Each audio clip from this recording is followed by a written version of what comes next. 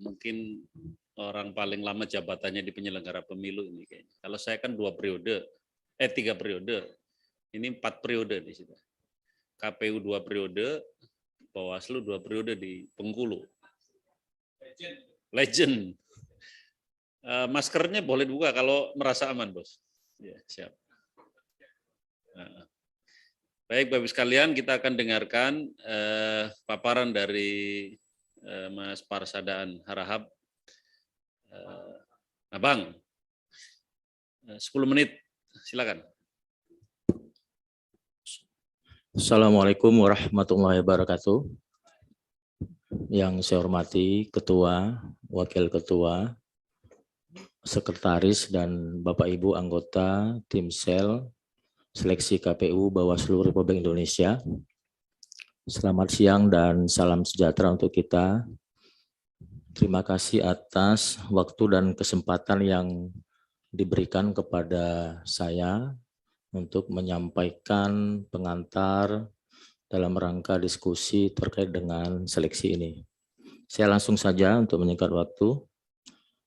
Yang pertama saya membuat semacam PowerPoint singkat terkait dengan perbaikan penyelenggaraan pemilu serentak tahun 2024. Apa-apa saja yang menurut saya penting untuk dilakukan perubahan atau perbaikan. Yang pertama, dan ini sudah banyak menjadi diskusi terkait dengan regulasi pemilu yang harus kita desain sesederhana mungkin, mengingat pemilu yang akan kita hadapi di tahun 2024 yang akan datang adalah pemilu pertama yang serentak. Pada tahun yang sama juga dilakukan pemilihan kepala daerah di seluruh Indonesia. Kita melihat bahwa banyak kerumitan dan kompleksitas yang akan kita hadapi dalam proses pemilu yang akan datang, maka kemudian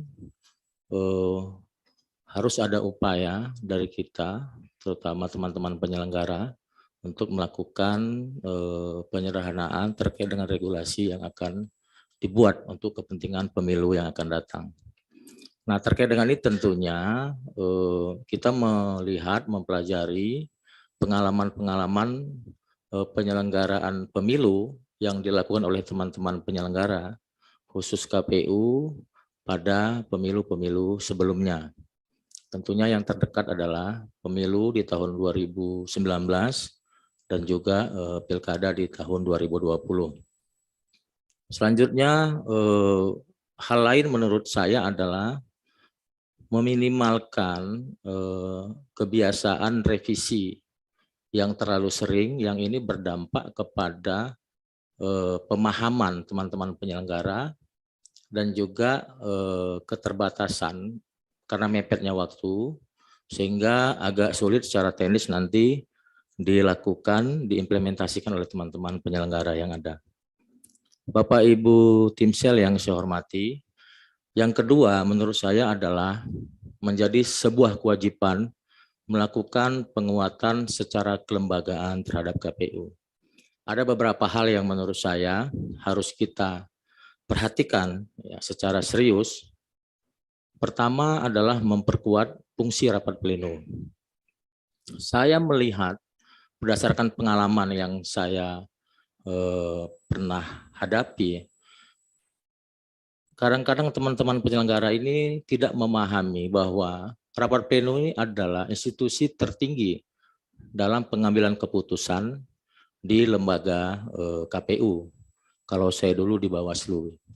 Mungkin kalau di Bawaslu, mungkin kalau di KPU RI ini tidak terlalu menjadi problem ya menurut saya ya, karena saya belum pernah juga di sana. Tapi kalau di tingkat provinsi dan kabupaten, khusus di kabupaten, termasuk juga di tingkat kecamatan dan jajaran di bawah, ini kadang-kadang sering mengabaikan rapat pleno ini.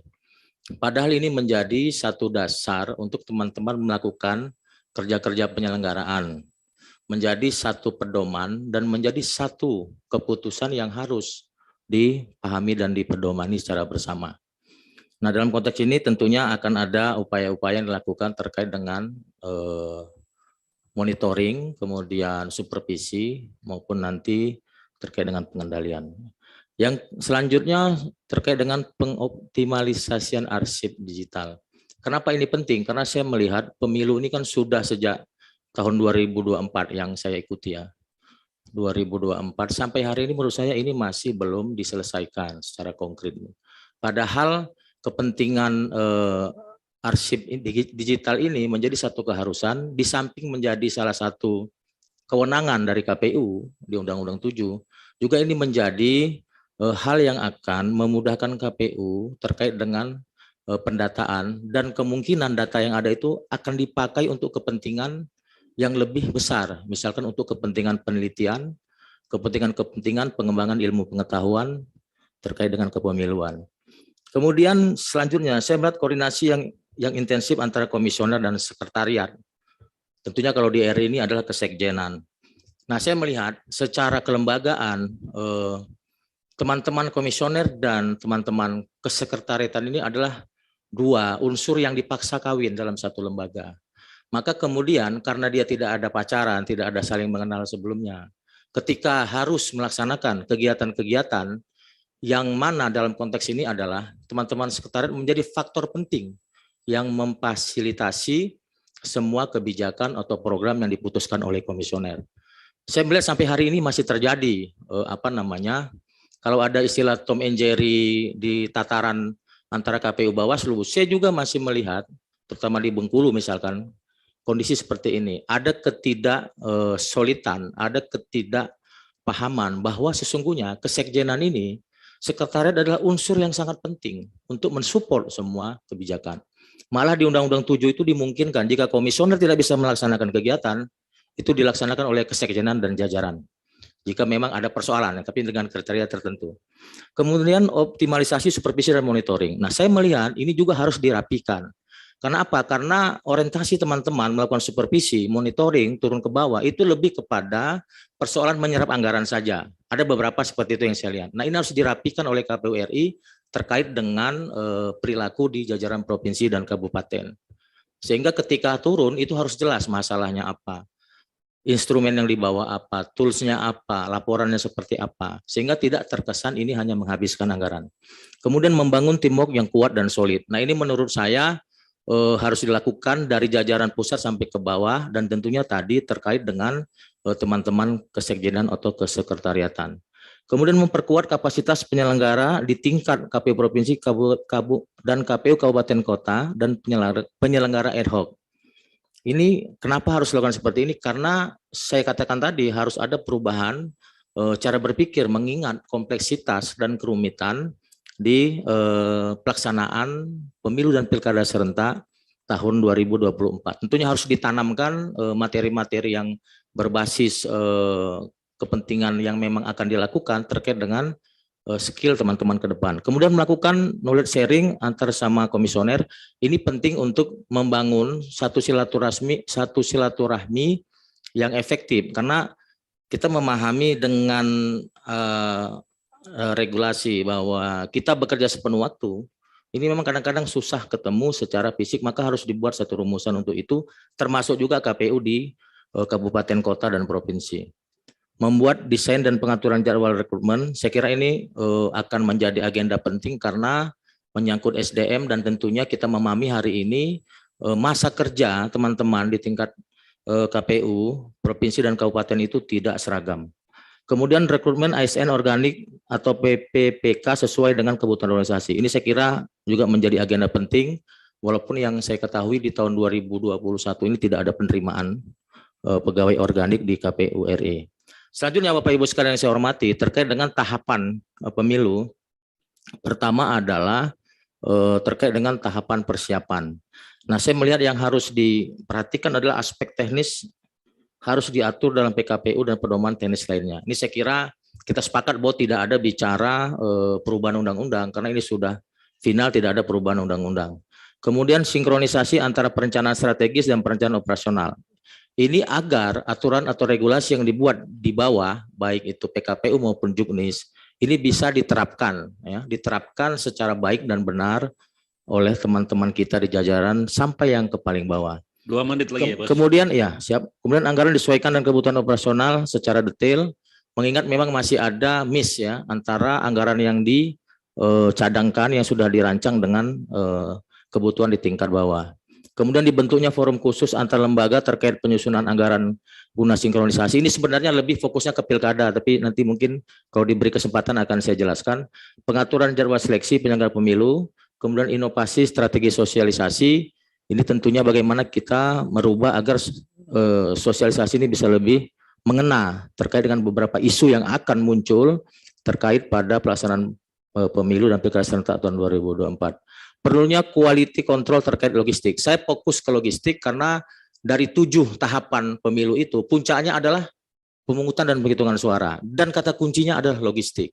Nah, ini saya kira nanti kalau diberi kesempatan akan kita diskusikan. Kemudian tahapan pemilu terkait dengan tahapan pelaksanaan.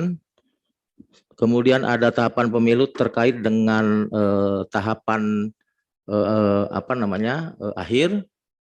Kemudian yang keempat ini manajemen pemilu. Saya kira ini penting agar tata kelola pemilu lebih baik itu untuk memenuhi prinsip manajemen pemilu modern, inovasi menggunakan teknologi informasi. Kemudian yang kelima adalah keadilan pemilu. Ini dilakukan dengan menyelesaikan masalah-masalah penegakan hukum pemilu secara komprehensif dengan mengidentifikasi sebab setiap munculnya masalah penegakan hukum, kemudian mencari solusi komprehensif untuk mengatasi masalah tersebut. Saya kira itu, terima kasih. Saya kembalikan kepada Pak Ketua. Terima kasih, Saudara Persadaan. Bapak Ibu sekalian, silakan menyampaikan pertanyaannya atau klarifikasinya atau pendalamannya. Saya dulu ya, mulai ya. Saya nggak tanya kompetensi ya, karena saya nanti malah lebih tidak tahu daripada Pak Parsaan soal kepemiluan ini. Saya mau klarifikasi karena ada masuk ke handphone saya ini, jadi minta diklarifikasi soal pembatalan Bawaslu Bengkulu terhadap keputusan KPU dalam penetapan calon gubernur ya. Tahun berapa itu? 2020. Tolong diceritain aja. Baik, terima kasih Pak Ketua. Langsung saja. Apa yang disampaikan dalam bentuk klarifikasi itu merupakan kewenangan yang dilakukan oleh Bawaslu Provinsi Bengkulu terkait dengan fungsi penanganan sengketa dalam proses pilkada. Nah, dalam kaitan ini sebenarnya posisi kami menjadi pihak ya yang melakukan proses teknis persidangan sengketa karena memang ini adalah pemilihan kepala daerah di tingkat provinsi, pemilihan gubernur dan pemilihan wakil gubernur, serta pada saat itu ada pemilihan 8 bupati di 8 kabupaten kota, pemilihan serentak. Nah, Pak Ketua dan Bapak Ibu yang saya hormati, secara kelembagaan kami melakukan proses sengketa itu sudah memenuhi standar atau SOP yang seharusnya dalam pelaksanaan proses sengketa ini. Ketika pelapor menyampaikan pokok permohonan, tentunya kita melakukan kajian secara formil dan material sesuai dengan supervisi yang dilakukan oleh Bawaslu Republik Indonesia. Dan proses ini sampai pada mediasi, kemudian persidangan sampai putusan, kita disupervisi oleh Bawaslu Republik Indonesia.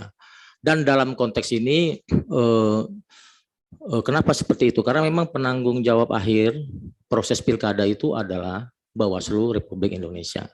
Nah, terkait dengan masalah yang disampaikan oleh Pak Ketua, kenapa dibatalkan? Nah, kami melihat memang dari sisi perjalanan proses persidangan, ya tentu kami mendengar ya apa yang disampaikan oleh pemohon, kemudian mendengar jawaban termohon, memeriksa bukti ahli dan lain sebagainya, kemudian berkomunikasi secara kelembagaan karena saya katakan tadi ini adalah vertikal, dan arahan putusannya apa yang kemudian menjadi keputusan kami dengan mengabulkan pokok permohonan dari pemohon, sehingga kemudian ditindaklanjut oleh teman-teman KPU dan ditetapkan menjadi nomor urut 3. Nah, secara substansi hukum memang ya saya harus mengakui memang mungkin di sini Bapak Ibu banyak yang ahli hukum. Saya ini kebetulan bukan ahli hukum, Mbak. Tapi kita punya dua anggota yang berbasis hukum, ya. Kemudian juga dalam proses ini kami mendengar yang saya katakan tadi, keterangan ahli dari pemohon dan termohon bahwa memang ada penafsiran yang memang menurut kami bisa untuk menjadi sebuah dasar keputusan, juga termasuk adanya jurisprudensi saat itu, kalau saya tidak salah itu sudah diputuskan di Bopendigul, kalau saya nggak salah. Nah, pemohon mengajukan bahwa di mana kepastian hukum, saya ingat waktu itu pada saat persidangan, di mana kepastian hukumnya dan tentunya ini hak konstitusional mereka. Dan sebagai informasi, dan ini mungkin juga baru pertama dilakukan di Indonesia, proses dari awal sampai akhir kami lakukan secara daring, mengingat memang ada juga persoalan COVID-19, sekaligus juga mencoba menggunakan inovasi teknologi. Saya kira itu sementara yang bisa saya sampaikan, Pak Ketua. Baik, makasih. Secara teknis tadi sudah diceritakan prosedurnya ya. Tapi saya sendiri belum mendalami sih materi ini, hanya karena masuk ke saya. Secara substansi itu kan terkait, jadi KPU Bengkulu itu membuat keputusan men-TMS-kan calon gubernur. Men-TMS-kan calon gubernur dengan alasan pasal yang apa ya? Pidana ya. 5 tahun. 5 tahun itu. 5 tahun ya. Kemudian oleh Bawaslu atau diadukan ke Bawaslu dan kemudian dilakukan sengketa dan Bawaslu membatalkan keputusan KPU Bengkulu. Ini sama dengan Bopendigul ya, kasusnya persis ya? Ya, itu menjadi salah satu pertimbangan juga, Pak Ketua. Silakan Bapak Ibu, Bu Pungki atau Bu Betty. Betty yang Ali Sabana, bukan yang Idros. Oke, dia. Baik, selamat siang Pak Pasadaan. Ya. Siang Bu. Tadi di bagian tahapan pemilu disebutkan ada inovasi strategi sosialisasi. Bisa diceritakan apa itu inovasi strategi sosialisasinya, Pak? Jadi begini Bu, berdasarkan pengalaman saya walaupun di tingkat provinsi, saya melihat bahwa guidance terkait dengan sosialisasi baik di Bawaslu maupun KPU itu selama ini saya lihat hanya dilakukan secara flat saja gitu, secara flat. Artinya pertama dari sisi konsepsional, ya, termasuk juga nanti kebijakan dan implementasinya. Saya melihat hanya sebatas bahwa ada sosialisasi. Nah, padahal saya melihat sosialisasi ini merupakan kata kunci dalam rangka memberikan ke para pihak pemahaman yang itu benar-benar standar dan baku.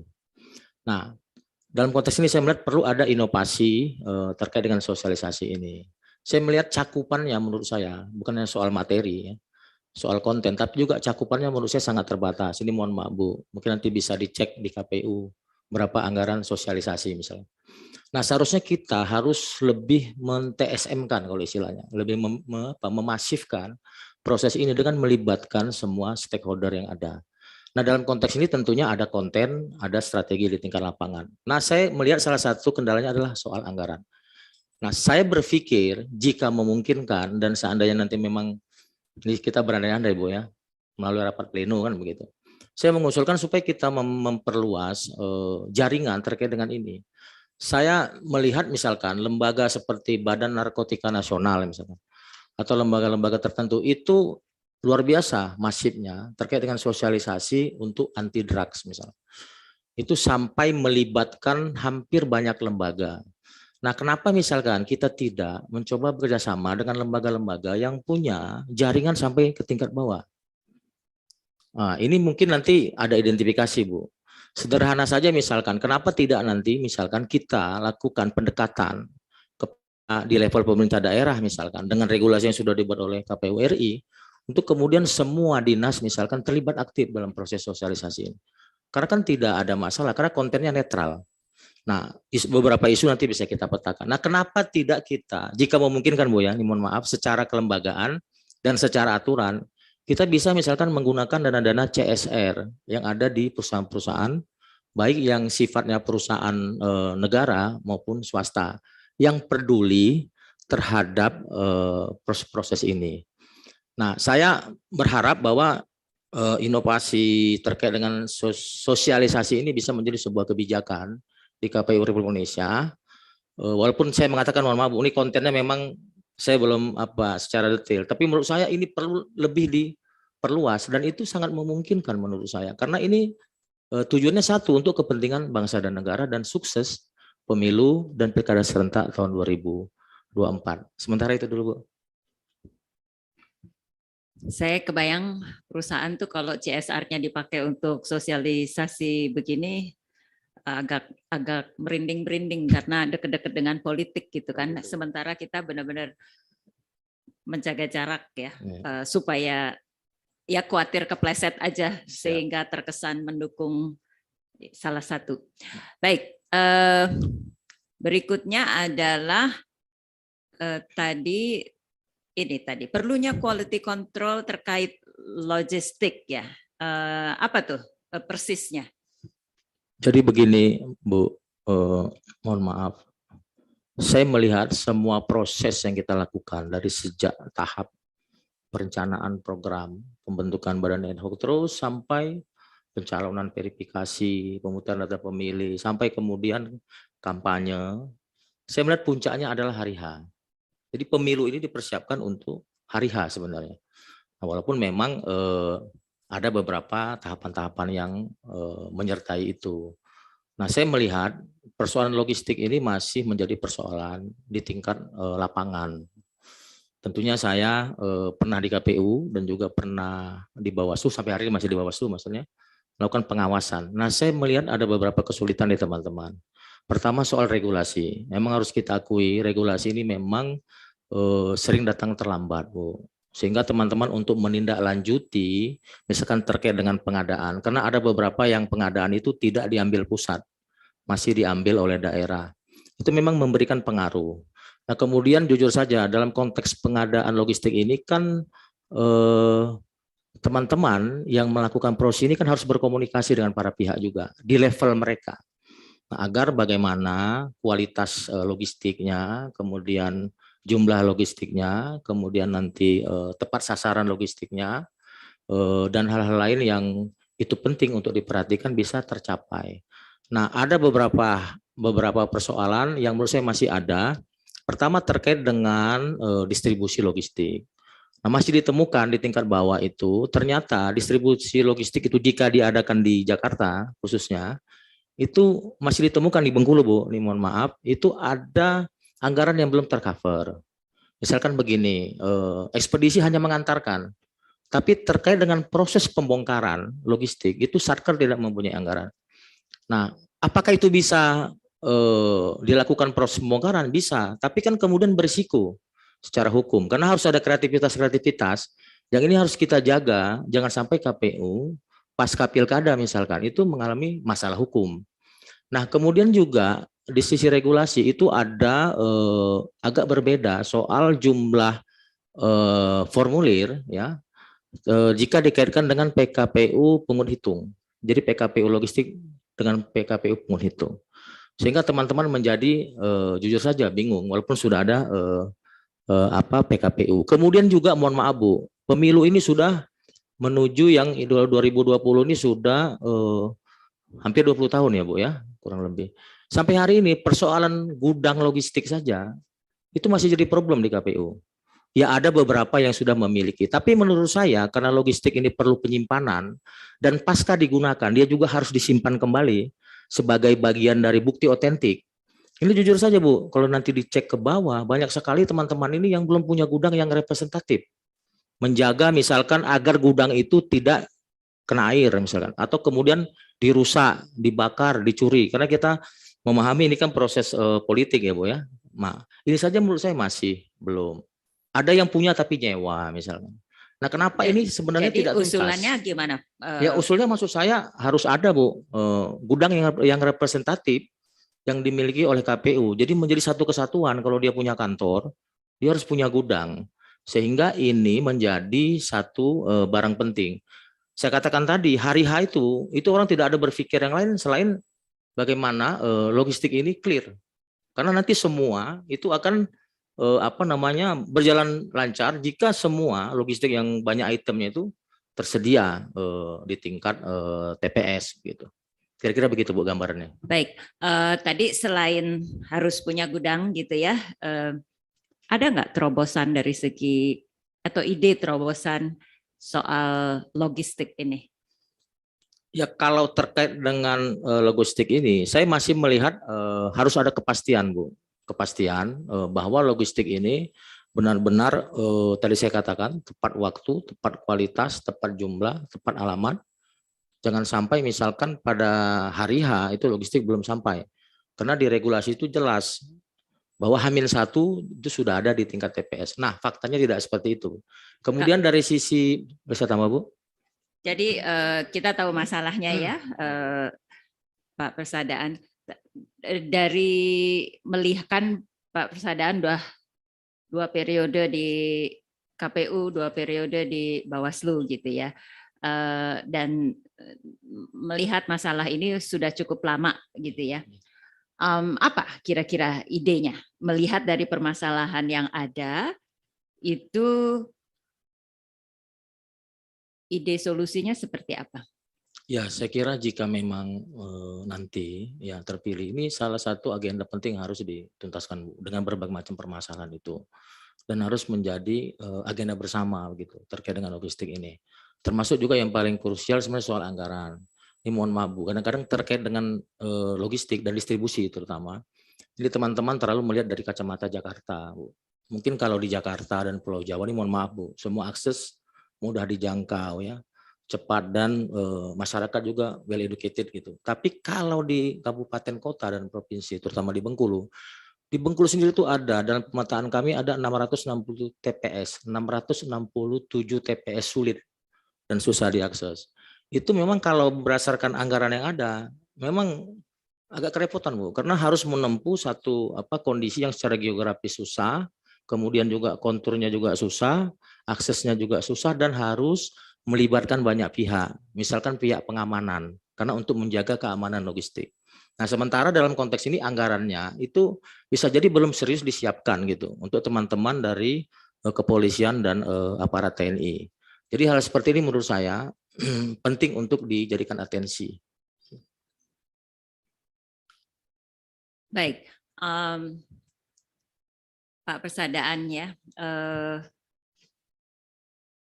Pertanyaan terakhir saya, apa yang bisa membuat, kalau ada mungkin 3 hal yang bisa, 3 alasan mengapa seorang Persadaan Harahap ini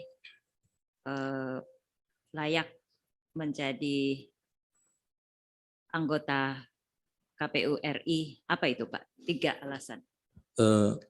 Harus 3 ya Bu, minimal. Minimal 3 gitu Bu? Enggak, Oh. 3. Oh 3. Yang pertama tentunya saya punya pengalaman. Artinya dengan pengalaman saya 2 periode menjadi anggota KPU di Provinsi Bengkulu, dan sempat di ujung sebelum mengakhiri periode di KPU saya menjadi ketua juga Bu. Kemudian di 2012 saya melihat ada tantangan baru di ranah pengawasan, karena secara undang-undang Bawaslu provinsi itu bersifat permanen gitu. Nah, kemudian saya melihat ini satu kesempatan dan peluang saya mencalon, dan alhamdulillah terpilih menjadi anggota dan ketua juga sekaligus selama 2 periode. Nah, ini menurut saya satu pengalaman yang walaupun dalam skup yang kecil karena ini Provinsi Bengkulu, namun saya melihat ada hal-hal yang bisa saya kembangkan di tingkat nasional.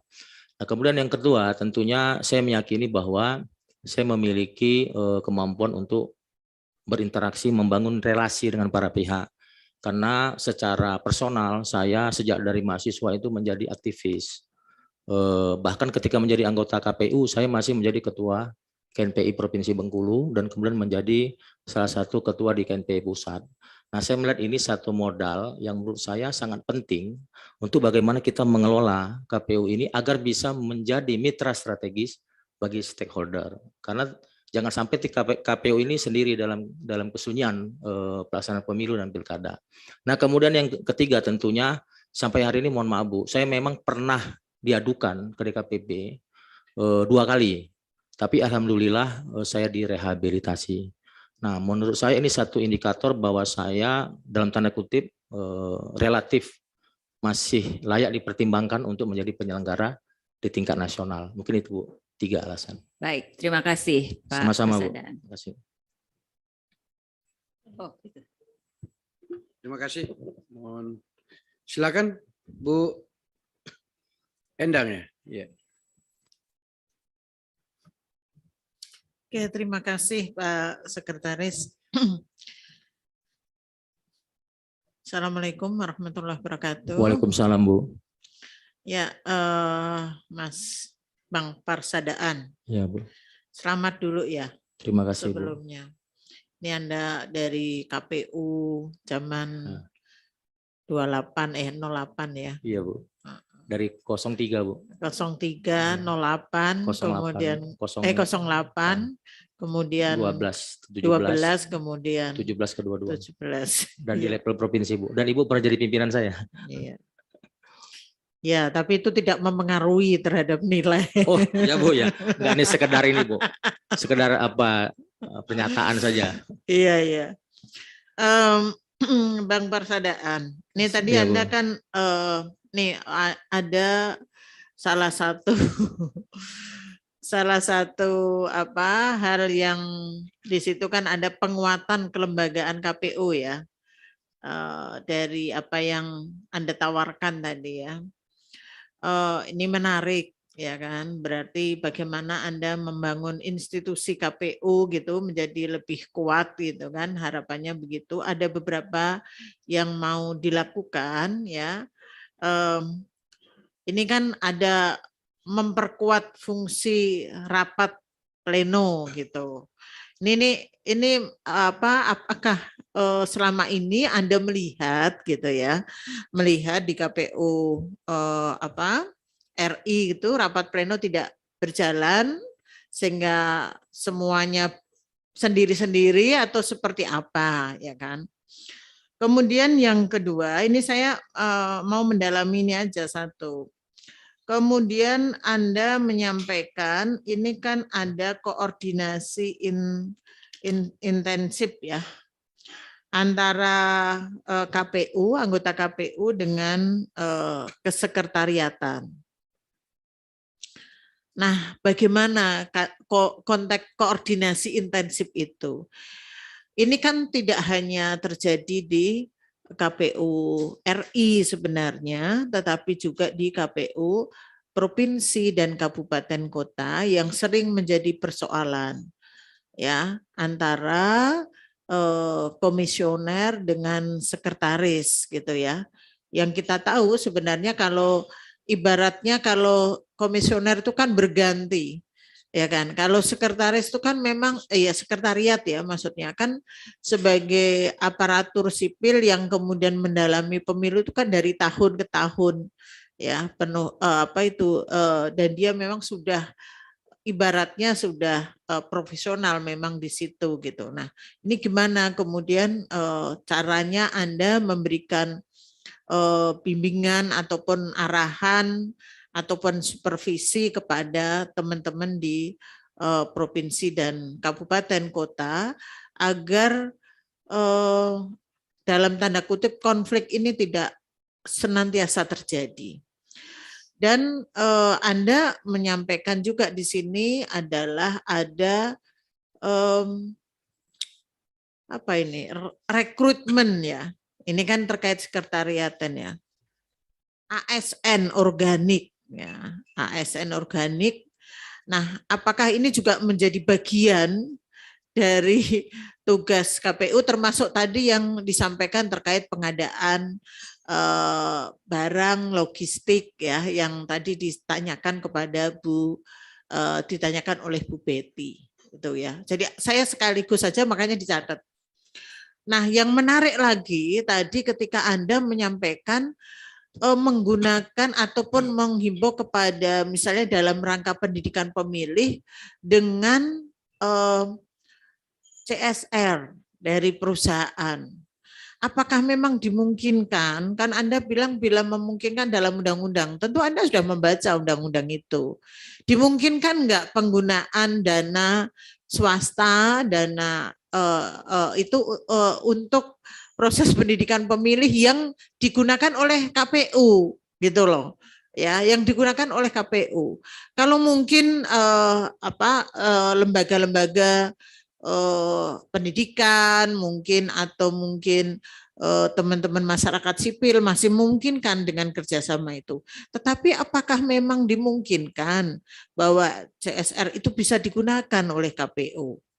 Ya, itu tadi untuk mempertajam yang disampaikan oleh Bu Betty gitu lah.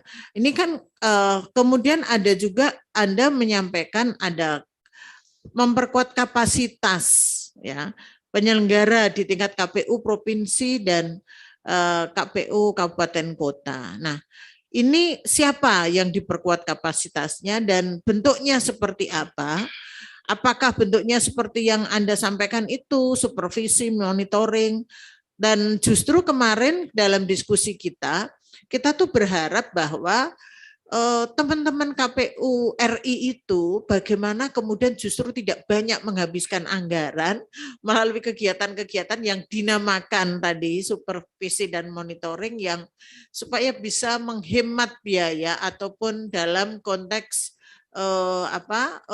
efisiensi anggaran misalnya kan bisa nggak ada terobosan-terobosan yang dilakukan supaya supervisi monitoring itu tidak mesti harus hadir bahkan kadang-kadang tidak cuma di tingkat provinsi bahkan kan juga di kabupaten kota gitu ya. Nah ini kan itu yang perlu dipercayakan. Jadi misalnya kapasitasnya itu juga seperti apa, bentuknya penguatan kapasitas di KPU, provinsi, kabupaten, kota, apakah cuman komisioner atau juga sekretariat? Nah ini yang perlu diperjelas. Itu ada berapa itu? Ada 5 atau 6 itu? Silakan. Makasih Bu Endang dan mohon maaf saya mungkin tidak merespon per poin Bu. Tapi nanti kalau ada yang kurang mohon dibantu.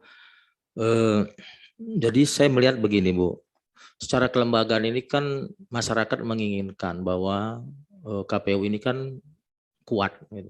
Nah kuat itu maksudnya dalam perspektif internal dulu.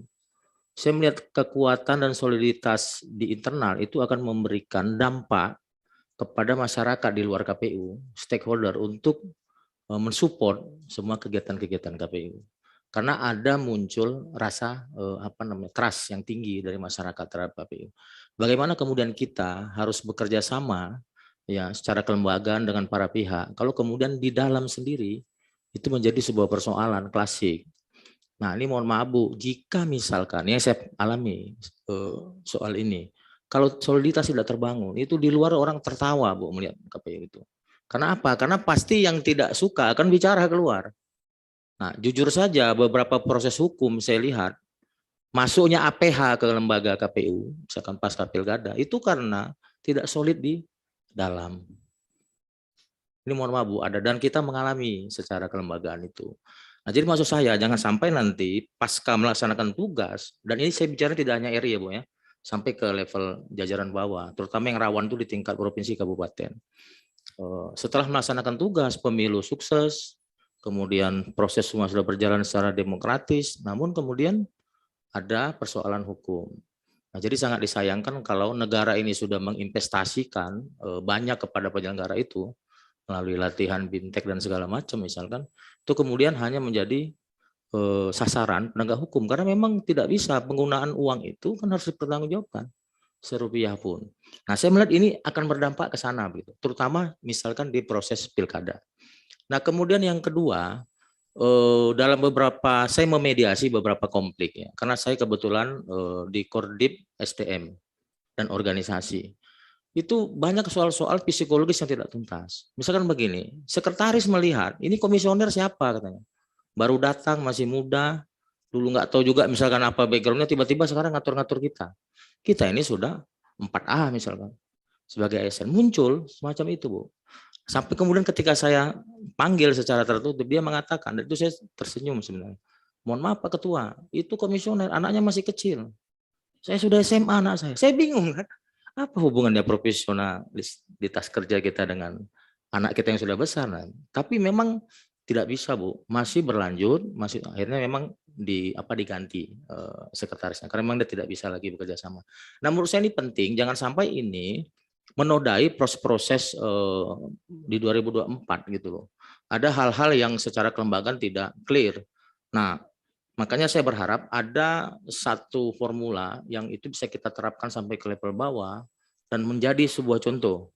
Nah, jangan sampai nanti ketika rapat pleno, misalkan ini mohon maaf Bu, komisioner mengatakan, saudara kan bawahan saya, saudara harus nurut perintah saya. Nah itu kan sudah bicara kekuasaan. Sementara kita ini mitra strategis dalam satu lembaga yang mana tanpa teman-teman sekretariat itu tidak mungkin Bu KPU itu bisa melaksanakan tugas-tugas. Sederhana aja pengelolaan anggaran. Makanya kemudian saya harus mengklarifikasi bahwa untuk urusan anggaran, pengadaan dan sebagainya macam itu memang wilayah kesekretariatan. Nah kita selalu mengingatkan bahwa jangan masuk ke wilayah-wilayah seperti itu. Jadi pada posisi komisioner dia boleh membuat program kebijakan. Nanti secara teknis itu kan sekretariat atau sekjen kasek akan mempertanggungjawabkan melalui rapat pleno. Nah jadi dalam hal ini kalau tidak ada dari awal, saya kira ini harus kita bangun. Kita bangun terus menerus menurut saya Bu. Ini penting untuk memperkuat lembaga kita. Nah selanjutnya saya melihat bahwa terkait dengan CSR ini memang saya juga masih melihat apakah ada celah. Memang kalau kita sudah final, kalau undang-undang kita nggak bisa bicara. Tapi kemudian dengan nanti mengundang stakeholder yang lain.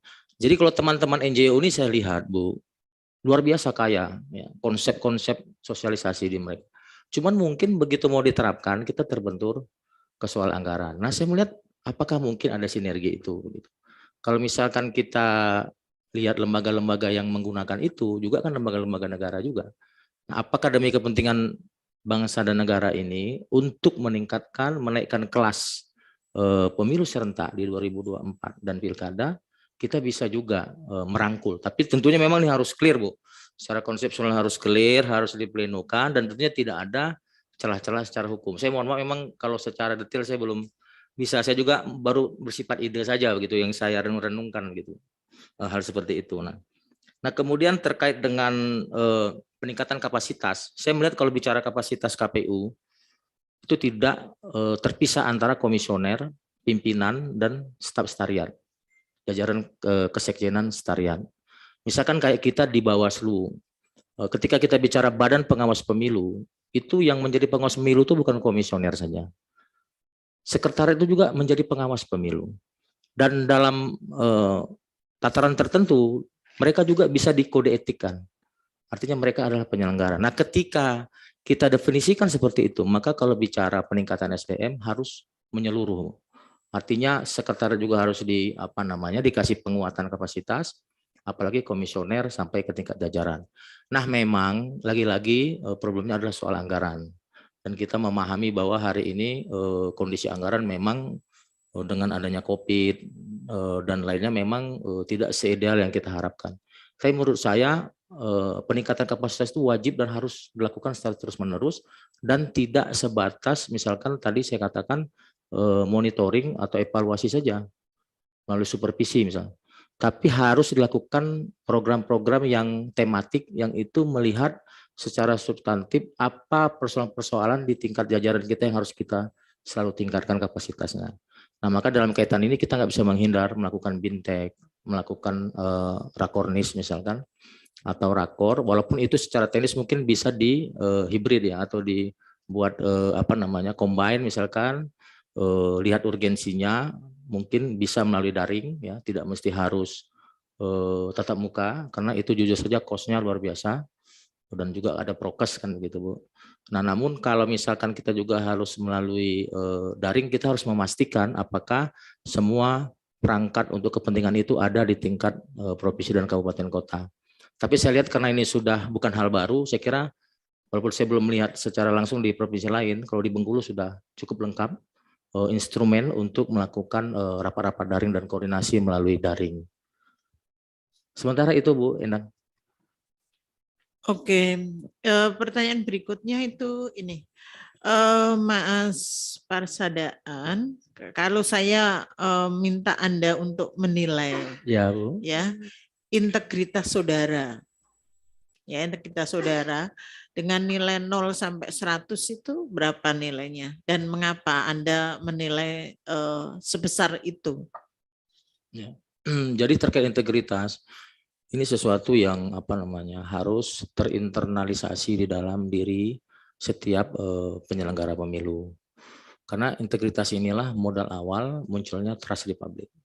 Nah, saya melihat integritas ini juga akan memberikan dampak terhadap konsentrasi kita juga Bu dalam melaksanakan kegiatan-kegiatan kepemiluan. Karena apa? Karena kalau kita tidak berintegritas, ini godaan luar biasa Bu.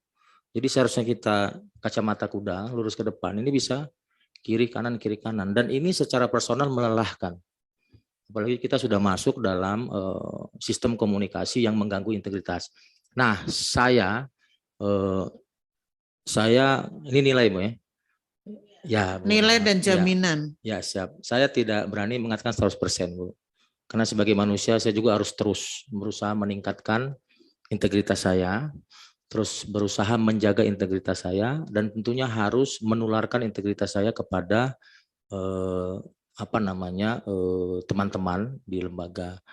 Saya kalau diangkakan 90 saya berani Bu, dan saya menjamin bahwa itu menjadi modal dasar ya, modal dasar saya untuk bisa kemudian sampai hari ini alhamdulillah Bu belum pernah dikenakan peringatan, kemudian belum pernah kena terkait dengan penyelenggaraan pidana, walaupun ada sahabat kita yang kena, tapi maksudnya ini kan proses hukum ya.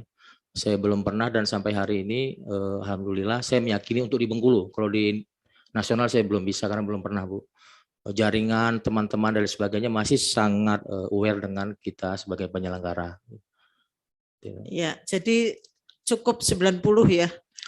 Ya, sebenarnya saya bisa bilang 100 Bu, cuman saya nggak berani. Iya, masalahnya ini sangat penting bagi kami ya. Ya belum pernah, apakah kemudian akan pernah, itu kan berbahaya itu soalnya ya. Belum pernah itu karena belum ketahuan atau seperti apa gitu kan. Nah ini kan menjadi catatan bagi kita. Nah tadi Anda menyatakan bahwa Anda itu punya kemampuan yang tanya Bu Betty tadi, salah satunya adalah untuk menjalin jejaring dan seterusnya, dan Anda menyatakan bahwa sampai saat ini Anda menjadi ketua KNPI. Ya kan kalau nggak salah. Dulu Bu, sekarang nggak lagi. Oh sekarang udah nggak. Karena undang-undang melarang untuk berorganisasi. Ya itu yang mau saya tanyakan, karena tadi perasaan Anda menyatakan tahun itu. Jadi gitu. Jadi ya kalau namanya KPU ya diusahakan tidak cuma 90 ya integritasnya. Siap. Itu. Tapi 95, 99, 100 lah malah kalau bisa. Oke, terima kasih Pak Sekretaris, cukup. Pak Sekretaris. Terima kasih Pak Bu Endang. Jadi diskusinya sesama mantan penyelenggara yang lama.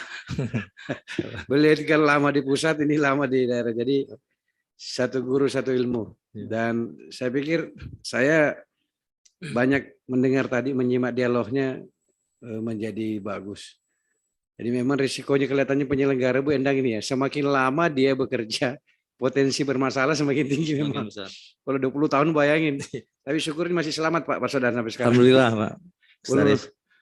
Karena kalau sudah kena peringatan keras itu kan tunggu-tunggu aja dicopot kan gitu.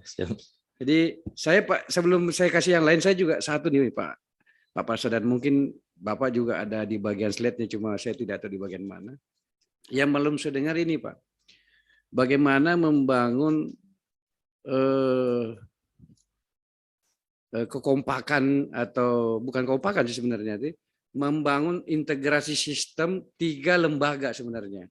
Selama ini kan ada integrasi tapi internalnya Pak, internal KPU dengan KPU sampai di daerah, atau Bawaslu sampai Bawaslu daerah. Yang 3 lembaga ini, jadi kan mungkin confuse-nya antar lembaga ini karena basis asumsi saya tidak punya riset, asumsi saya karena basis data yang dimiliki oleh KPU, kemudian basis data yang dimiliki oleh Bawaslu, dan mohon maaf bisa jadi juga DKPP gitu, mungkin ini tidak, ya mungkin tidak online lah dalam satu sistem. Jadi gimana pikirannya Pak Parsadan? Apakah kalau Bapak diberi kesempatan membuka ruang untuk hal-hal yang seperti itu, supaya mengurangi tadi tuh, kalau basis datanya sama kan lebih ini. Silakan Pak Parsadan. Dan itu bisa dilakukan di tingkat nasional dan mudah-mudahan bisa di daerah. Kira-kira gimana Pak Parsadan, Pak, kemungkinannya hal-hal seperti itu? Baik Pak Staris, saya kira apapun yang merupakan ide yang baik dalam rangka untuk mewujudkan secara secara konkret pengertian satu kesatuan fungsi penyelenggara, ini menurut saya harus dilakukan. Termasuk ide yang disampaikan oleh Pak Staris tadi. Namun yang jadi problem menurut saya sebelum ke sana adalah bagaimana memadu-padukan 3 lembaga ini dari sisi komunikasi dan koordinasi. Saya melihat bahwa di periode ini dan masyarakat dan publik juga mungkin sudah mengetahui, para penggiat, pengamat dan lain sebagainya, bahwa memang agak kurang begitu baik, ini mohon maaf Pak Staris, dibanding pada mungkin 5 tahun sebelum ini, periode yang lalu.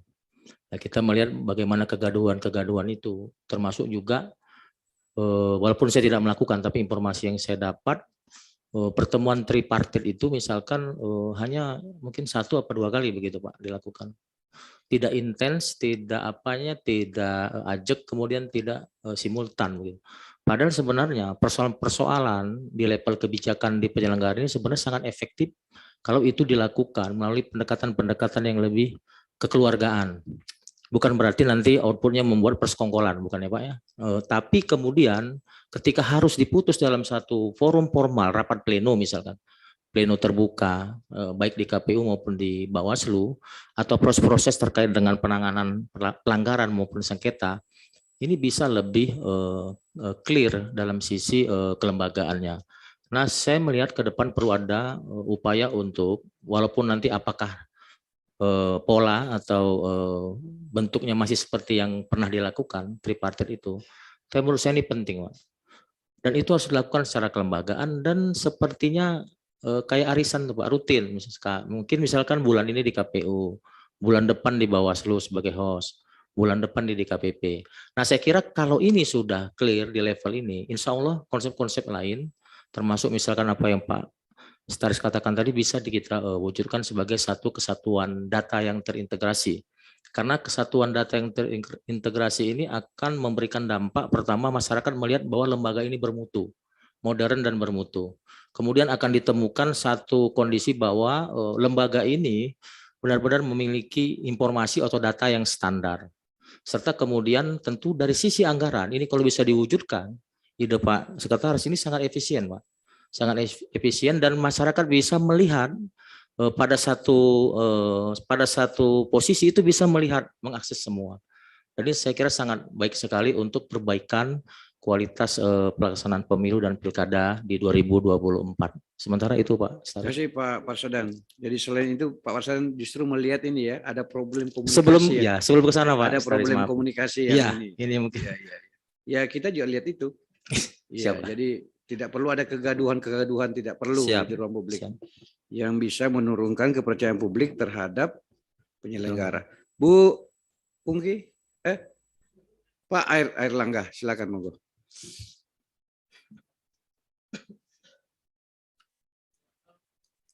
Siapa? Iya, terkait dengan penguatan kelembagaan ya. Pertama, melakukan knowledge sharing antar sesama komisioner. Itu kelihatannya bagus, tapi knowledge sharing itu kan antar komisioner kan bisa secara informal gitu. Kita ngobrol-ngobrol dapat pengetahuan segala macam. Yang saya tanyakan itu bentuk kelembagaannya seperti apa. Itu pertama. Kedua, Anda menekankan knowledge sharing sesama komisioner, tapi kok tidak ada penekanan misalnya knowledge sharing dengan komunitas akademik, gitu, dengan masyarakat sipil. Kalau kita melihat kompleksitas pemilu yang akan kita hadapi, terus kerja KPU yang semakin berat, semakin kompleks, tentu kan butuh itu. Knowledge sharing, tekanan ke knowledge sharing dengan masyarakat sipil dan komunitas akademik itu kan adalah, menurut saya adalah salah satu poin penting dalam penguatan kelembagaan. Tapi kenapa kok tidak dimasukkan dalam isu strategis? Terima kasih. Terima kasih, Pak. Yang pertama, tentunya knowledge sharing ini bisa dilakukan dengan berbagai macam cara. Secara apa namanya, dalam perspektif Bapak tadi mungkin secara informal saja yang saya gambarkan. Tapi bisa juga dilakukan secara formal dengan melibatkan stakeholder yang lain. Karena menurut saya itu menjadi hal yang penting terutama terkait dengan kebijakan-kebijakan atau regulasi yang ada yang melingkupi proses pemilu dan pilkada ini. Agar apa? Agar ada pemahaman yang sama. Nah, sebenarnya saya memang karena ini sifatnya penguatan kelembagaan, saya memang lebih melihat di sisi internalnya dulu, Pak. Gitu. Artinya kalau ini sudah terjadi, insya Allah setiap komisioner, termasuk staf sekretariat, itu bisa menjadi public speaking bagi Bawaslu. Saya melihat fungsi-fungsi ini agak lemah, termasuk fungsi-fungsi kehumasan. Bukan sebagai humas, Pak ya, karena sebagai humas dia punya divisi atau punya PPID misalkan. Tapi ketika seorang komisioner itu berhadapan dengan publik, itu tidak ada istilah dia mengatakan saya tidak tahu atau tidak siap, atau saya belum mendengar, atau saya belum mengerti, kecuali informasi-informasi yang dikecualikan. Tapi menurut saya terkait dengan hak publik, ketika bertanya kapan hari H pelaksanaan pemilu serentak tahun 2024, nah, seorang penyelenggara atau staf sekretariat yang bekerja di lembaga KPU atau Bawaslu, menurut saya tidak boleh mengatakan saya tidak tahu.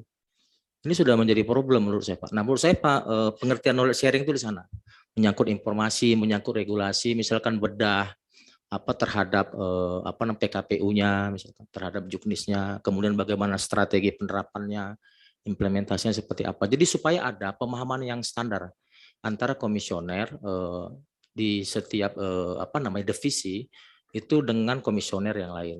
Nah, itu yang saya lihat, Pak. Dan saya sangat sepakat bahwa ketika dia harus ada target ya menurut saya. Setelah itu memang KPU harus keluar ya, bertemu dengan para pihak, baik tokoh masyarakat, kemudian ormas, OKP, termasuk juga dengan penggiat, tokoh wanita, tokoh pemuda. Itu harus ada kerjasama dalam rangka memberikan pemahaman bahwa pemilu dan pilkada ini adalah kerja kita secara kolektif, bukan hanya menjadi ranah teman-teman KPU atau penyelenggara. Jadi saya secara prinsip sepakat, Pak, dan mohon maaf kalau mungkin tidak saya tuangkan di dalam PowerPoint saya. Seperti itu, Pak. Selanjutnya apa inisiatif dan inovasi Anda untuk membendung, mengantisipasi persoalan krusial ya yang dihadapi dalam pemilu kita selama setidaknya 5 tahun ini terkait dengan polarisasi identitas gitu. Terus hate speech, gitu kan, ujaran kebencian dan lain sebagainya, serta problem laten yaitu money politik yang masih mengejala di masyarakat. Terima kasih. Terima kasih, Pak. Saya kira ini memang menjadi sebuah atensi khusus dan pemetaan ya terkait dengan beberapa isu yang kalau tidak dilakukan pendekatan yang tepat akan menjadi salah satu problem dan menyenderai kualitas pemilu dan pilkada. Karena memang ini mohon maaf, Pak, dalam pemahaman saya ini beberapa kali momentum. Memang yang menjadi peserta ini memang kadang-kadang punya prinsip yang berbeda, Pak, dengan kita. Mereka misalkan berprinsip begini, lebih baik menang bermasalah daripada kalah terhormat. Jadi nggak ada istilah itu, Pak. Saya berarti. Jadi ketika sudah bicara lebih baik menang bermasalah, maksudnya masuk dulu kemana gitu, Pak. Yang penting menang dulu. Nah, ini memang secara faktual di lapangan memang semua cara ditempuh, semua akan digunakan, semua akan dilakukan. Nah, dalam konteks ini menurut saya menjadi relevan kalau terkait dengan isu politik identitas, hate speech maupun hoax ini memang harus ada mekanisme yang menangkal, yang dibuat untuk menangkal, dan ini tidak hanya oleh KPU. Menurut saya harus melibatkan Bawaslu dan juga DKPP. Fungsi-fungsi pencegahan, termasuk menurut saya, karena kita di Bawaslu punya sentra Gakumdu, dan itu unsurnya adalah kejaksaan dan kepolisian juga harus terlibat dalam konteks ini untuk melakukan proses-proses pencegahan. Jadi menurut saya harus dikembangkan sebuah inovasi, tapi mohon maaf, mungkin ini kan ranah KPU, Pak, tapi sebagai sebuah ide. Gakumdu jangan hanya misalkan aktif ketika ada penanganan pelanggaran, tapi ketika tidak ada penanganan pelanggaran juga bisa melakukan proses-proses pencegahan untuk mengantisipasi isu-isu seperti ini. Dan ini menurut saya harus kita komunikasikan secara baik agar para pihak yang lain memang merasa ini agenda bersama gitu. Karena toh goalnya untuk kepentingan suksesnya pelaksanaan pemilu dan pilkada. Nah, terkait dengan money politik, memang sampai hari ini saya melihat belum ada ditemukan formulasi yang tepat, Pak. Tepat. Karena memang money politik ini dan semua paham, dia seperti buang angin ya, Pak ya. Jadi baunya terasa, tapi orangnya. Nah, kita misalkan di Bawaslu, beberapa fakta di tingkat lapangan, itu ketika ada yang melaporkan, pelapor itu awalnya melaporkan, Pak. Begitu kita panggil, udah nggak mau lagi untuk klarifikasi segala macam. Dengan alasan, wah inilah ke kebun, ke ladang, sakit. Nah, saya melihat bahwa belum ada dan ini memang menjadi menjadi sebuah PR yang besar ya, soal money politik ini, karena bisa mengurangi kualitas demokrasi kita. Nah, untuk beberapa yang sifatnya mungkin konsep apa yang akan diterapkan, menurut saya ini justru harus melibatkan spektrum yang lebih luas lagi, Pak. Tidak hanya penyelenggara, tapi juga partai politik. Karena ini kan konsep money politik ini harus kita akui, Pak. Ini kan konsep supply and demand, Pak. Ya, konsep ekonomi sebenarnya yang dibawa-bawa ke ranah politik menurut saya. Jadi selagi ada pemberi dan penerima seperti itu, dan memang ada beberapa hal yang juga menjadi saya melihat. Kalau kita mengacu kepada golput, Pak, ini mohon maaf Pak, ini diskusi, masih ada waktu, bahwa golput itu ternyata ada golput pragmatis, kalau saya lihat. Kalau golput ideologis itu jelas, Pak, dia tidak mau menggunakan hak pilih karena dia merasa calon tidak ada yang bisa membawa aspirasi dia, dan dia tidak percaya, itu jelas golput ideologis. Nah, kalau golput teknis itu karena proses pemutahiran data pemilih, mungkin yang kurang optimal, atau ada faktor-faktor lain sehingga dia tidak terdaftar secara formal di daftar pemilih dan tidak bisa menggunakan hak pilih, walaupun ada mekanisme jalan keluar untuk itu. Tapi kalau dilihat dari sisi jumlah itu banyak juga terjadi. Nah, yang terakhir menurut saya adalah golput pragmatis, Pak. Golput pragmatis ini ya begitu. Jadi kalau tidak ada rempah gitu, Pak, istilahnya, dia tidak mau. Nah, tapi yang jadi masalah ketika ada gerakan itu, ada serangan-serangan itu, Pak, udah banyak sekali kan serangan-serangan itu. Nah, dia tidak terdaftar, dia ngamuk-ngamuk, Pak, marah-marah. Kenapa saya tidak daftar? Ternyata dia baru bisa melihat bahwa ini penting untuk digunakan hak pilih dia. Nah, saya kira golput pragmatis ini menjadi salah satu yang harus kita waspadai, harus kita identifikasikan secara jelas dan harus dicarikan secara bersama-sama, tidak hanya oleh penyelenggara menurut saya, tapi oleh semua stakeholder, partai politik, termasuk juga pemangku kepentingan yang ada di setiap level pemerintahan. Seperti itu. Iya, tadi Anda bilang kan bahwa belum ada mekanisme atau strategi yang tepat, yang ampuh untuk menyelesaikan persoalan ini. Tapi kan harus ada, Mas. Harus ada, benar. Nah, apa yang mau kita dengar itu bagaimana solusi Anda, formula Anda, ya, gitu. Karena yang kita dengar kan yang kita ingin tahu kan kalau harus ada seperti apa, kayak gitu. Ya, saya pertama saya melihat bahwa ini kan soal soal transaksional ini kan saya melihat ini memang di tingkat lapangan ya Pak ya. Memang ini sesuatu yang faktor yang tidak berdiri tunggal Pak. Bukan faktor yang berdiri sendiri. Saya katakan banyak faktor. Nah, menurut saya misalkan ini upaya kita Pak. Walaupun saya kira ini masih bisa kita pakai. Misalkan membuat deklarasi siap menang, siap kalah. dan tidak melakukan money politik. Tapi faktanya pada proses pemilu dan pilkada, yang unsur-unsur yang masih kaitan ke sana juga bisa melakukan. Nah, kemudian saya melihat Pak, sosialisasi ini mungkin harus lebih kita kuatkan lagi, dan kemudian kita harus bisa meramu konten-konten yang memang efektif dan bisa menyentuh kepada masyarakat misalkan. Nah, kalau kita di Bawaslu misalkan melakukan membuat apa yang oleh Bawaslu RI maksudnya Pak, kita melaksanakan apa yang disebut dengan pengawasan partisipatif misalkan. Kemudian kita melakukan pendidikan yang memang untuk provinsi itu diberi kewenangan SKPP tingkat menengah. Itu memang sudah ada upaya ke sana, membuat misalkan desa anti politik uang. Itu juga dilakukan dan memang itu program nasional, bukan program Bengkulu maksudnya. Tapi tetap belum efektif. Nah, saya melihat terobosannya seperti apa. Menurut saya ini harus dibuat satu khusus Pak, forum untuk membahas ini. Jika memang nanti ada kesempatan untuk itu begitu. Dan saya sepakat bahwa ini ada terobosan dan harus kita minimalkan. Mungkin kalau membuatnya zero mungkin agak susah juga Pak. Tapi paling enggak meminimalkan supaya jangan terjadi praktek-praktek money politik yang seperti yang sudah-sudah. Demikian Pak. Iya, ini terakhir. Tadi Anda mengutarakan bahwa kalau Anda memberikan penilaian terhadap diri Anda sendiri terkait integritas, dan juga tentunya kan anti politik uang adalah bagian dari situ, dan juga misalnya anti diintervensi itu juga bagian dari skala itu, Anda bilang 90. Nah, kita mau dengar substansiasinya, artinya pengalaman Anda seperti apa, ceritakan pada kami sehingga kita benar-benar yakin gitu loh bahwa Anda memang layak, Anda sendiri layak untuk memberikan nilai pada diri Anda 90. Ya, siap. Jadi sebenarnya begini Pak, mungkin ini apakah ini menurut saya subjektif ya. Misalkan begini Pak, kenapa saya tidak 100% itu saya contohkan Pak.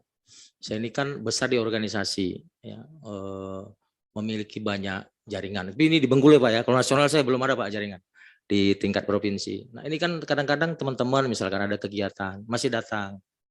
Misalkan ya kadang-kadang adik-adik nih, Bang bisa pinjam mobil nggak? Misalnya gitu kan. Bisa pinjam misalkan kita mau buat acara ini, bisa pinjam sound system. Nah itu menurut saya tidak berintegritas. Maksudnya tidak bisa menyempurnakan integritas yang saya maksud Pak. Artinya kalau saya udah, kamu jangan ke sini, udah cari yang lain aja. Itu mungkin saya berani Pak kalau mengatakan saya full berintegritas. Nah menurut saya itu masih jadi problem gitu. Nah tapi tetap itu akan kita 90 itu kan tinggi Mas. Nilai 90 tinggi. Nah, kita ingin dengar dari Anda bahwa bagaimana Anda bisa memberikan penilaian tinggi terhadap diri Anda 90 berdasarkan pengalaman Anda gitu. Ya, kira-kira itu salah satu contoh yang seperti saya katakan, Pak. Nah, kalau misalkan cara pandang saya mungkin itu kurang pas karena mungkin menurut Bapak dan Ibu tim sel kekecilan, saya akan berusaha untuk pada kesempatan lain saya akan menyampaikan Pak, integritas saya sudah 100%, kira-kira gitu. Terima kasih Pak. Terima kasih Pak Chandra. Ya, makasih Pak Dirjen. Mas Parsa ya. Siapa? Saya juga nggak mau masuk ke teknis ya. Siapa? Sudah entah berapa belas tahun ya. Ya. Oke. Nah, tetapi ada satu hal yang mungkin agak lebih filosofis. Suksesnya suatu hal, dalam hal ini pemilu, itu tergantung dari tingkat kepercayaan terhadap lembaga penyelenggara pemilu. Itu Anda sepakat nggak dengan statement itu? Saya sangat sepakat, Pak. Oke, nah, kalau sepakat kita mulai dengan pertanyaan berikutnya. Oke. Pertanyaannya adalah hal apa yang dapat membuat atau membuat peningkatan terhadap peningkatan kepercayaan terhadap lembaga penyelenggara pemilu, dalam hal ini KPU pusat ya, atau KPU secara keseluruhan. Hal apa saja? Tapi sebelum itu, apakah Mas Parsa sudah mengetahui di mana posisi tingkat kepercayaan masyarakat terhadap KPU? dan bagaimana meningkatkannya? Hal apa saja? Baik, terima kasih Pak. Kalau bicara bagaimana cara meningkatkan tingkat Mungkin yang pertama, tingkat kepercayaan masyarakat terhadap KPU sekarang di posisi mana? tuh, mohon maaf Pak, saya secara angka maksudnya Pak. Hasil penelitian ya. Ya, mohon maaf saya mungkin agak lalai Pak ya. Ya, terima kasih. Nah, saya melihat bahwa karena dia menjadi sebuah keharusan, jadi tingkat kepercayaan masyarakat ini memang dari waktu ke waktu harus semakin meningkat. Kalau istilah mungkin kelas harus naik kelas gitu Pak, harus naik kelas. Nah, saya melihat bagaimana cara meningkatkan tingkat kepercayaan masyarakat itu harus dimulai dari bagaimana KPU secara kelembagaan, artinya kalau ada komisioner, ada sekretariat, ada kesekjenan, ada sekretaris untuk bisa bekerja sesuai dengan prinsip-prinsip profesional, tentu berintegritas, dan juga melakukan kerja-kerja yang memang memiliki kepastian hukum. Tentunya ini kalau misalkan kita lebih luaskan ya terkait dengan bagaimana semua ajas-ajas penyelenggara itu bisa diterapkan, bisa diinternalisasikan di dalam kegiatan-kegiatan KPU. Karena apa? Karena ketika masyarakat ini tidak memiliki kepercayaan pada hasil pemilu, termasuk proses, maka bisa dipastikan akan banyak problem-problem yang muncul di dalam pelaksanaan pemilu dan pilkada tersebut. Mengingat bahwa dalam proses ini perlu support dari semua komponen, dari stakeholder, dari pemangku kepentingan. Saya menganalogikan begini Pak, betapa pentingnya integritas itu. Kalau kita sudah clear kalau kita sudah clear soal tingkat kepercayaan di masyarakat, itu saya menganalogikan seperti orang yang mau pinjam duit, Pak. Kalau orang sudah percaya sama kita minjam duit pasti dikasih Pak. Kalau sudah percaya. Karena apa? Karena waktu kita meminjam sebelumnya dibalikkan tepat waktu. Nah, tapi kalau dia tidak percaya, banyak alasan untuk dia tidak meminjamkan kepada kita. Malah kadang-kadang kalau dia sudah percaya dengan kita, analoginya Pak, malah kita mengembalikan dia nolak, udah ambil aja, untuk kamu aja. Itu trustnya sudah tinggi. Artinya kita memang pinjam itu kira-kira memang butuh. Bukan misalkan dijadikan semacam pekerjaan atau profesi, misalkan muter. Nah, saya melihat itulah pentingnya tingkat kepercayaan masyarakat. Kalau kita sudah dipercaya masyarakat, insya Allah saya melihat proses itu pasti akan disupport, di backup oleh masyarakat, termasuk juga hasil pasti akan diterima oleh masyarakat. Nah, tentunya akan banyak diskusi terkait dengan ini, tapi pada prinsipnya saya sangat setuju bahwa KPU dalam hal ini harus dipercaya oleh masyarakat. Demikian Pak. Oke, apakah kepercayaan itu hal yang penting atau hal yang terpenting untuk penyelenggaraan pemilu? Terpenting Pak. Ya? Ya. Oke. Karena kalau udah nggak percaya mau bicara apa saja atau bekerja apa saja menjadi nggak ada gunanya kan ya? Siapa? Oke. Nah, dalam paparan Anda ada nggak hal yang menunjukkan untuk meningkatkan tingkat kepercayaan dalam slide Anda ini? Ya, harus saya akui Pak Chandra, saya lalai ini memasukkan soal ini walaupun ada dalam pemikiran begitu, tapi tidak tertuang di sini. Gitu. Oke, walaupun itu hal yang terpenting menurut Anda ya? Ya, terpenting. Oke. Saya nggak nanya teknis ya. Siapa? Oke. Karena ini Anda bicara makro, penguatan kelembagaan. Ya. Oke. Mungkin bisa saya komentari sedikit Pak? Nah, jadi gini, menurut saya jika dalam konteks penguatan kelembagaan ini bisa dilaksanakan, menurut saya outputnya munculnya tingkat kepercayaan masyarakat. Walaupun saya tidak secara spesifik mengaitkan soal itu. Tapi menurut saya apa yang kemudian ini bisa dilakukan, saya kira outputnya kepada tingkat kepercayaan masyarakat. Oke, pertanyaan sedikit lagi. Ya Pak. Berapa lama membangun kepercayaan masyarakat? Atau berapa lama kita membangun kepercayaan orang lain?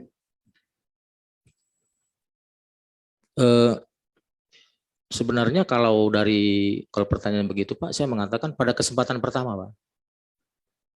pada kesempatan pertama. Cuman memang dalam konteks ini, Pada kesempatan pertama itu maksudnya apa tuh, Pak? ya maksudnya lebih cepat lebih baik Pak, dan harus dilakukan dalam waktu. Siapa? Sejak dini. Oke. Siap. Jadi sejak dini begitu ya? Iya Pak. Oke. Ini semenjak awal jadi anggota KPU harusnya itu dibangun kan? Ya. Nah, kemudian saya ingin bertanya. Tadi masalah mobil. Nah, itu contoh lebih jelasnya gimana tuh? Yang Anda pinjamkan itu mobil milik negara atau mobil milik dinas atau mobil Anda? Ya. Itu yang saya katakan tadi Pak.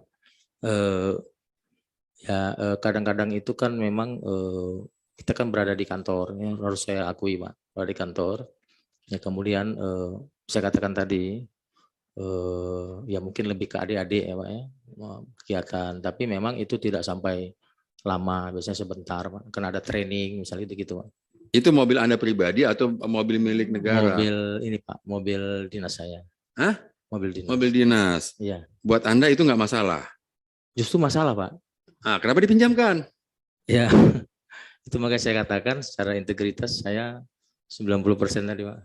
Kalau Anda gini, Anda tahu bahwa itu tidak pas. Tapi kenapa Anda lakukan? Tapi itu tidak dilakukan setiap waktu, maksud saya Pak. No. Hanya Bukan. Kenapa Anda itu lakukan gitu loh? Ya. Kalau masalah berorganisasi, kita juga berorganisasi. Siap. Samalah gitu kan. Siapa? Kita kan hidup dari sejak mahasiswa gitulah. Siap. Karena kemudian mobil dinas itu dipakai, dipinjam sama adik-adik kita kan. Siap. Nah, kemudian dipakai ke tempat yang nggak benar. Selesai kita. Orang tergelincir tuh karena kerikil. Siap. Ya. Mungkin itu aja. Makasih. Siap. Makasih Pak masukannya. Pas 1 jam 15 menit. Iya. Di penegasan adik Pak.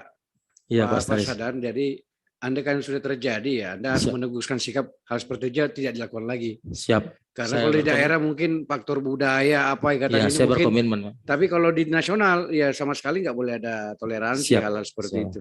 Itu yang diminta Pak Chandra sebenarnya, ketegasan Siap, Pak. sikap Anda itu. Baik. Iya. Dia itu, Siap Pak. itu dia. Siap. Lagi Jakarta nih bos. Ini Siap. kendaraan Siap. banyak bisa disewa. Siap. Kalau- Siap. Ya, ini mau jadi KPU nasional bukan Ya, KPU siap Pak. ini Siap. lagi. Saya Bapak Ibu Timsel, saya mohon maaf kalau tidak ada yang sangat-sangat urgent. Ya ini kalau termasuk sangat urgent. Yang lain maksud saya, Prof. Hamdi sangat urgent ini, silakan. Ini, Terima kasih Pak Dirjen, Pak Sekretaris. Jadi ini pertanyaan paling urgent ini. siap. Nah, jadi kalau ini kita tanyakan juga demi fairness ke seluruh peserta. Jadi kalau kita andaikan Anda terpilih, kita asumsikan begitu.